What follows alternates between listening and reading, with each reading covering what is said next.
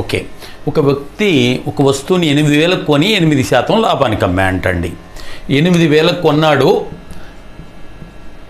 దాని మీద ఎంత లాభం? 8% లాభం. అంటే 8,000 మీద 8% అంటే శాతం అంటే 2 సున్నాలు ఎగిరిపోద్ది కదండి. అందుకని 8 640 లాభం వచ్చింది వీడికి. ఇక్కడ లాభం కదా, ప్లస్ 640. మరొక వస్తువుని 1,000 రూపాయలు కొని ఎంత?